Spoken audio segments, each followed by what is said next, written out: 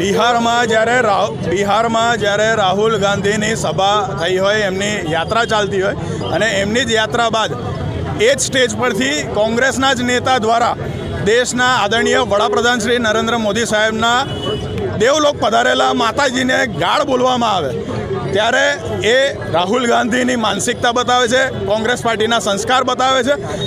રાહુલ ગાંધી માને છે કે પાર્ટી એમની જાગીર તો છે જ, પણ દેશ પણ તેમના પરિવારની જાગીર છે, તે રીતનું એમનું વર્તન છે।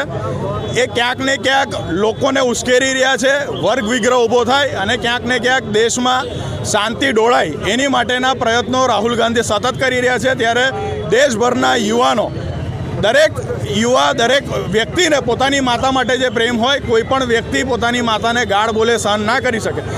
આવનારા સમયમાં દેશભરમાં ભારતીય જનતા યુવા મોરચો અને ભારતીય જનતા પાર્ટીના કાર્યકર્તાઓ આંદોલન કરવાના છે અને જ્યાં સુધીને રાહુલ ગાંધી માફી તો માંગવી જ પડશે। 24 કલાક થયા તે છતાં એમને માફી નથી માંગી, પણ માફી પણ પૂરતી નથી।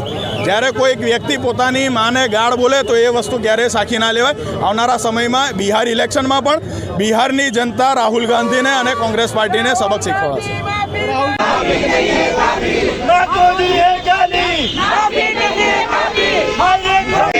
को दी है गाली, माँ को दी है गाली, माँ को दी है गाली, माँ को दी है गाली,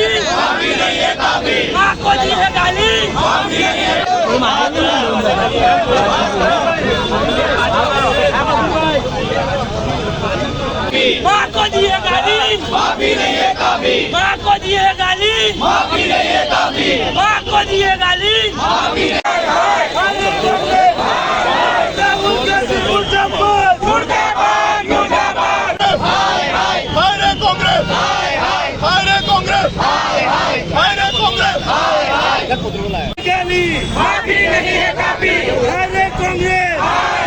माफी मांगे, माफी मांगे, माफी मांगे, माफी नहीं है काफी, माँ को दी है गाली, माफी नहीं है काफी, माँ को दी है गाली, माफी नहीं है काफी, माँ को दी नहीं चलेगी कांग्रेस तेरी तानाशाही, नहीं चलेगी, नहीं चलेगी राहुल तेरी तानाशाही, नहीं चलेगी।